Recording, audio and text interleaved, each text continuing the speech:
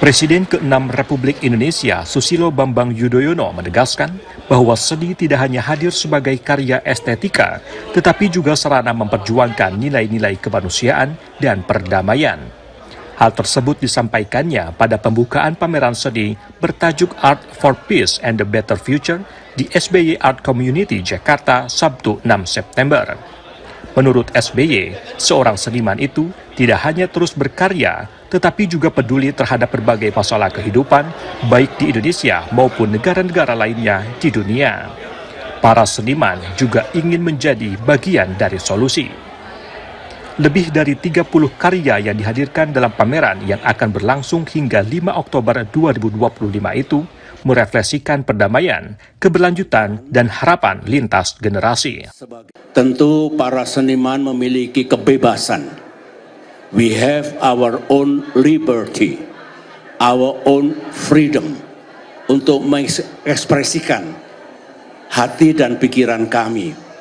Tapi sesuai dengan tema yang dipilih dalam pameran lukisan ini, kembali yang tadi itu, bagaimana seniman berdialog sebetulnya, menyampaikan hatinya melalui karya seni ini. SBY berharap melalui karya seni seperti ini, Indonesia dapat terus merajut perdamaian dan kedamaian yang dapat tercipta melalui nilai-nilai demokrasi yang merangkul rakyat. Dari Jakarta, Pradana Putra Tampi, Kantor Berita Antara, mewartakan.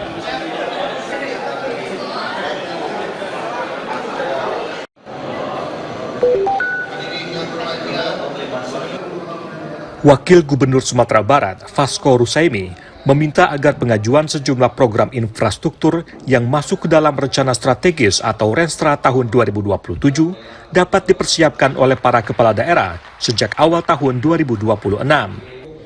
Hal itu disampaikan Vasco usai pertemuan kepala daerah se-Sumatera Barat di Kota Sawah Lunto, Sabtu 6 September. Vasco mengatakan langkah itu diperlukan karena selama ini proses pengajuan program-program yang masuk dalam Renstra, khususnya bidang infrastruktur, membutuhkan waktu yang cukup panjang, mulai dari tahap pengajuan hingga pelaksanaan di lapangan.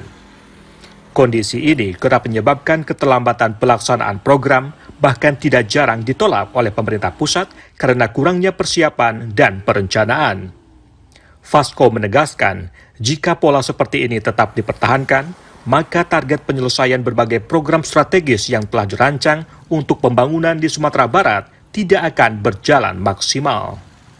Saya inginkan ke depan, untuk tahun depan itu, yang tadinya prioritas pengusulan itu mulai bulan Juli, Juni, dan Agustus, pengerjaan bulan September ini, saya berharap seluruh kepala daerah itu mulai diusulkan di awal tahun.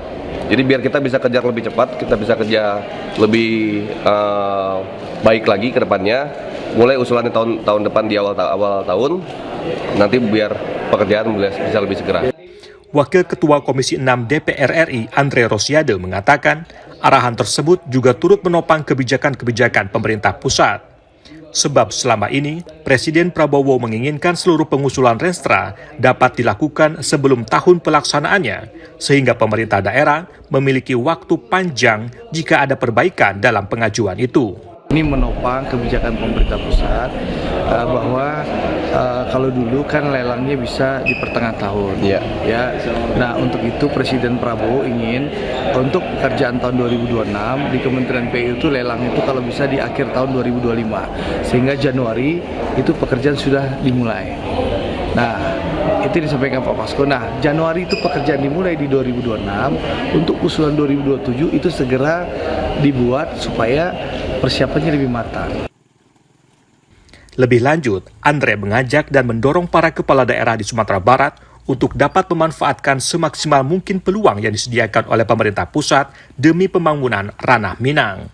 Terlebih APBD setiap daerah yang terbatas, sehingga membutuhkan dukungan dari pemerintah pusat agar program-program itu dapat berjalan optimal.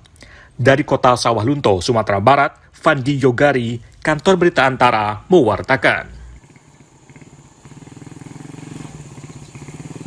Posisi dekat kanvas, karena Bapak yang memulai goresan pertama. Kementerian Ekonomi Kreatif menyebut, pameran seni yang digagas oleh SBY Art Community merupakan ikhtiar bangsa dalam memperkuat nilai ekonomi sekaligus menjadi instrumen diplomasi budaya tanah air di kancah global. Hal tersebut diungkapkan Menteri Ekonomi Kreatif Teuku Rizky Harsha dalam sambutannya pada pembukaan pameran bertajuk Art for Peace and a Better Future di Jakarta Sabtu 6 September. Menurut Menteri Ekraf, pameran yang berlangsung hingga 5 Oktober ke depan merupakan momentum kolaboratif yang melibatkan para seniman lukis dari berbagai latar belakang. Lebih dari 30 karya yang ditampilkan merefleksikan perdamaian, keberlanjutan, dan harapan lintas generasi. Melalui tema Art for Peace and a Better Future, kita melihat sinergi kolaborasi yang nyata antara seniman, akademisi, dan stakeholder lainnya. Inilah wujud dari ekonomi kreatif, inovatif, inklusif, dan kolaboratif. Kami percaya jika ekosistem ini terus diperkuat, Indonesia dapat menjadi pusat seni rupa yang berpengaruh di kawasan, bahkan di dunia. Rifki berharap melalui pameran ini, gairah ekonomi kreatif di bidang seni rupa dapat kembali bangkit di tengah gempuran teknologi digital.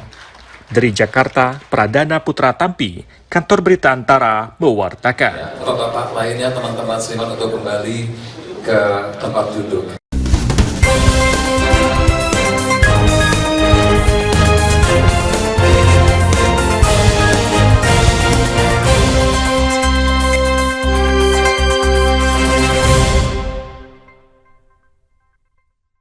Halo Sobat ATR BPN, tanahmu ingin disertifikatkan? Pasang patok dulu, baru nanti tanahmu diukur. Kenapa harus pasang patok dulu? Ada keuntungan dari pasang patok. Pertama, pengamanan aset dengan kepastian batas bidang tanah. 2. Meminimalisir sengketa dengan pemilik bidang tanah yang berbatasan. 3. Memudahkan dan mempercepat petugas pertanahan untuk mengukur dan memetakan tanahmu. Pasang patok itu gampang, bisa dilakukan sendiri, karena bisa dibuat dari beton, pipa besi, pipa paralon, atau kayu. Tapi ingat, yang pertama, pemasangan patok itu harus kesepakatan antara pemilik tanah dengan tetangga yang berbatasan. 2. Ukuran patok tanah yang dibuat sekurang-kurangnya sepanjang 50 cm. Nah, kalau patok sudah terpasang, tanahmu bisa langsung diukur petugas Kementerian ATR BPN untuk ikut program pendaftaran tanah sistematis lengkap atau PTSL. Tanahmu jadi bisa lebih cepat bersertifikat. Ayo pasang patok tanahmu, pasang patok, anti cekcok, anti caplok.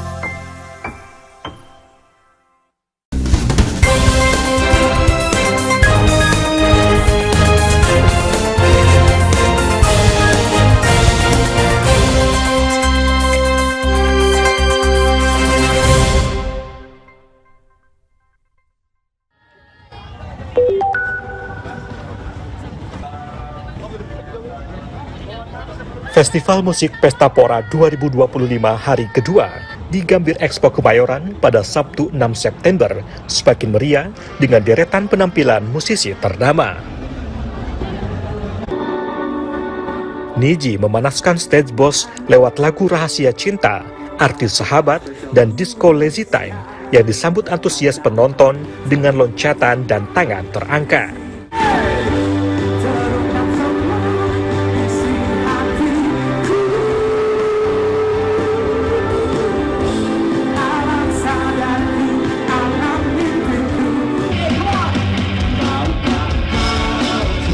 Rocket Rockers tampil unik dengan membawakan cover termasuk lagu pilihanku dari Malik and the Essentials.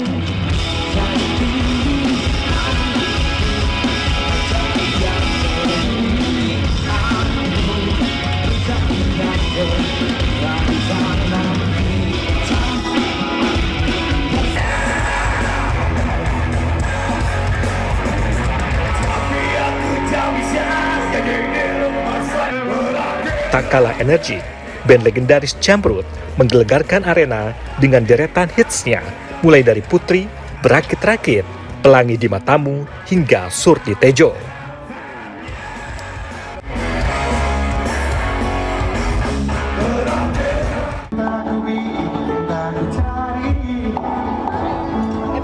Di Pesta Pora Stage, penampilan penyanyi tunggal Tulus penuh sesak oleh penonton yang terbius tembang-tembang populernya seperti 17 serta lagu interaksi yang tidak asing bagi para penggemarnya.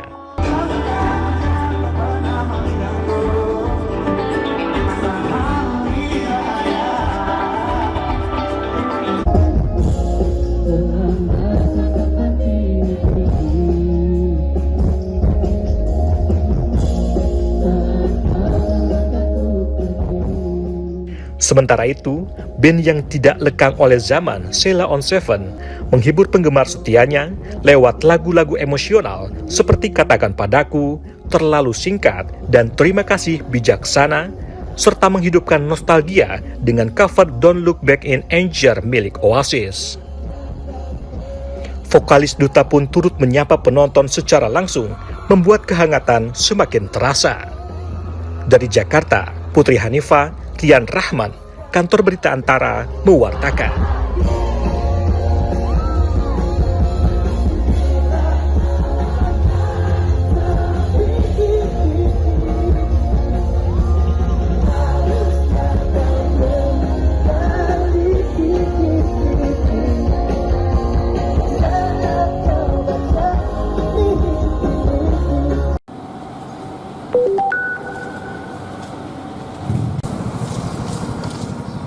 Anggota Komisi 13 DPR RI Maruli Siahaan mengunjungi Lembaga Pemasyarakatan Kelas 2A Medan dan Lembaga Pembinaan Khusus Anak Kelas 1 Medan pada Sabtu 6 September. Pada kesempatan itu, para pegawai lapas dan warga binaan menyampaikan sejumlah aspirasi kepada Maruli Siahaan terkait pembenahan di kedua lapas. Aspirasi yang diserap mencakup pembenahan sarana dan prasarana antara lain permintaan ambulans untuk memudahkan layanan kesehatan menuju rumah sakit, pelayanan prioritas di rumah sakit rujukan lapas, pelayanan identitas sipil, perbaikan infrastruktur gedung, serta penambahan ruang pembelajaran di lapas anak. Di samping itu, Maruli juga mengunjungi UMKM warga binaan lapas perempuan kelas 2A yang memproduksi kain ulos, baju, tas, dan makanan ringan, serta mengunjungi ruang kelas pembelajaran di lapas anak. Kelengkapan fasilitas, mungkin masalah ambulan, operasional, dan para pasien yang berobat diharapkan untuk prioritas di rumah sakit Royal Prima, termasuk rumah sakit ada Malik dan rumah sakit Bandung, dan berkaitan para warga binaan ini nomor induk, ya mungkin ini bisa kita harapkan nanti untuk kepengurusan supaya mereka dapat BPJS. Beliau sudah melihat kondisi saat ini bagaimana sarana dan prasarana yang ada di Erdana. Memang masih membutuhkan beberapa sarana umum seperti ruang kelas, karena di mana kita tahu bahwa pendidikan bagi anak ini sangat menjadi persoalan yang sangat penting. Dan itu sudah disampaikan dan beliau sudah menyambut baik. Maruli Siahaan menyatakan akan memperjuangkan infrastruktur dan fasilitas lapas yang layak bagi warga binaan di kedua lapas. Ia juga mengapresiasi kreativitas dan produktivitas warga binaan dari lapas perempuan dan lapas anak yang dinilai masih sangat tinggi. Dari Medan, Sumatera Utara, Muhammad Valeri Siregar, Kantor Berita Antara, mewartakan. Dan kepada anak kami, tadi yang dari